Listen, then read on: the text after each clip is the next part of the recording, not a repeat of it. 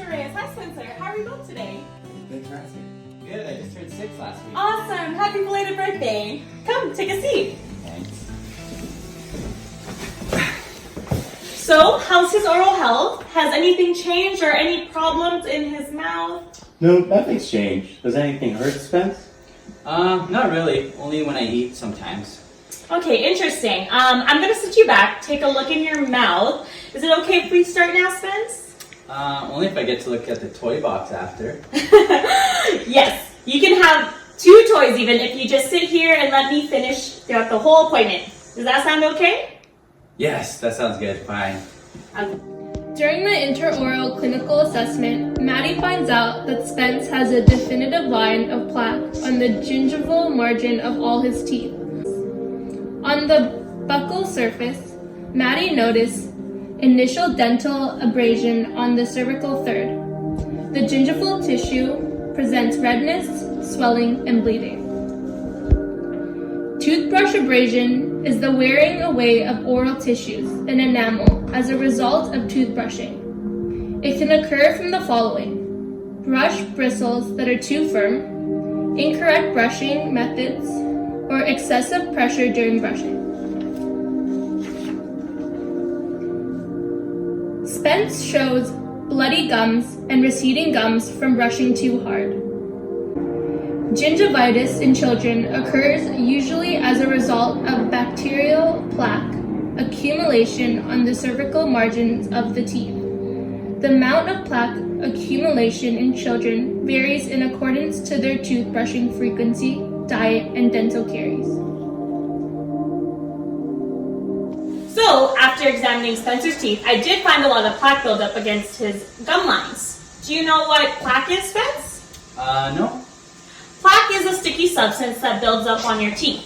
And guess what? It contains millions of bacteria. Wait, did you say millions?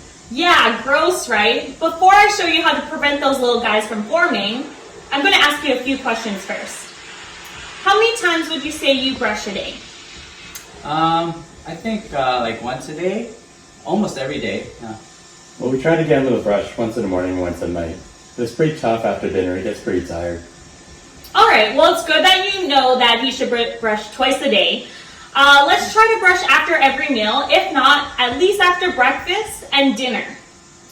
Well, when I brush in the morning, I brush really hard. Isn't that good enough? I promise I do a good job. Okay, well, how about you show me how you brush first, and then we'll go from there. There you go.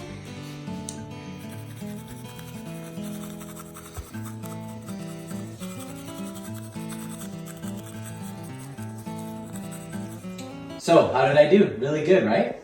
Good, Spence, but we could fix a few things. So, most people think that brushing harder or having a harder bristled toothbrush takes off plaque more efficiently, but it actually causes more problems. I didn't know that. Yeah, most people don't. The aggressive brushing could lead to tooth sensitivity or damage of the gums. So I suggest having a softer bristled toothbrush and one that fits his mouth. That's good to know. And how often should we replace the toothbrush? That's a great question. Usually when it starts wearing down, and that's around 2 to 3 months. So as for you, Spence, I'll show you how to brush properly. The bristles are positioned apically along the long axis of the tooth at a 45-degree angle. Bristles are then rolled against the tooth from an apical position towards the occlusal plane.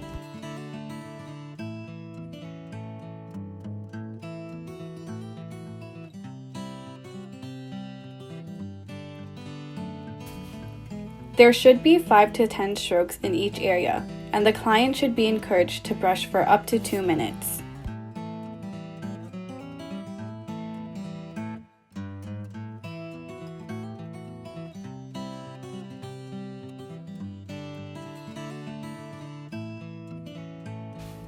One systematic pattern is to begin with the distal surface of the most posterior tooth and to continue brushing the surfaces around the maxillary arch until the last molar on the other side of the arch has been reached. The mandibular arch is then brushed in a similar manner.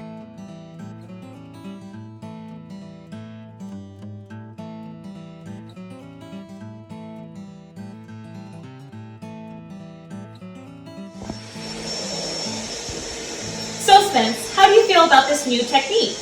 I don't know. I kind of like the way I did it before. It feels a lot cleaner and better. Well, Spence, you're a smart little boy, and I see your effort in trying to keep your teeth clean.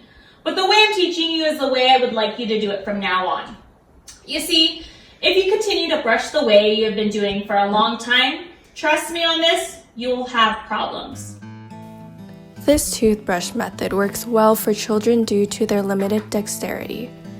Considering children don't usually have the dexterity to clean their teeth subgingivally, the rolling method will allow for gingival stimulation, which results in loosening up the plaque within the sulcus and increasing blood flow. This toothbrushing method is recommended when cleaning the gingival sulcus is not a primary concern. Do you see this nice pink stuff around your teeth? Well, this nice pink stuff that surrounds your teeth is called gingiva. Your gingiva is meant to protect your beautiful teeth against all those nasty sugar bugs and bad things that will cause you harm. If you continue to brush really hard, just like the way you do right now, your gingiva will become ruined, and you wouldn't want that to happen, right? Oh no, I don't want that to happen. Dad, I'm scared.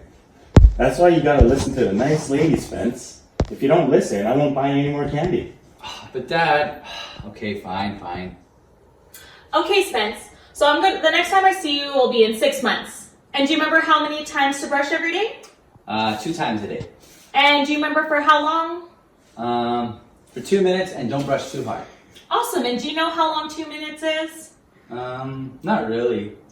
So just think of your favorite song, play it while you're brushing your teeth, and when the song finishes, then you're finished brushing. And hopefully that will help him look forward to brushing.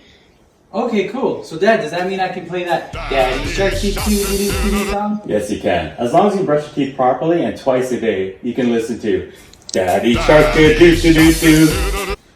Perfect. So we're all finished. Then you can grab your toys from the toy box. Awesome. You did a great job today, Spence. Hey, thanks. Awesome, thank you. Thank you. You're welcome. Bye. Have a great day.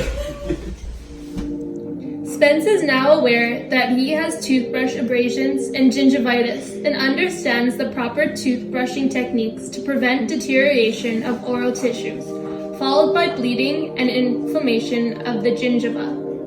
For when Spence arrives for his next visit, the outcome of this continued care appointment will reveal evidence of Spence's long-term commitment to continued oral self-care, reoccurrence and etiology of previous conditions, as well as any new problems that may be present. Determining long-term outcomes at the continued care visit is critical to ensuring that Spence's adherence to responsibility for oral health will be reinforced, and reoccurrence of previous care plan needs will be recognized and addressed. 6 months later. 6 months later, Spence arrived at the clinic for his next dental hygiene examination with Maddie. After Maddie did an intraoral clinical assessment, she was pleased to find that Spence's gingival inflammation decreased significantly and that further recession of the gingiva from toothbrush abrasion was prevented. Spence mentioned that it no longer hurts when he eats and that he too noticed a substantial difference by switching over to the rolling stroke method.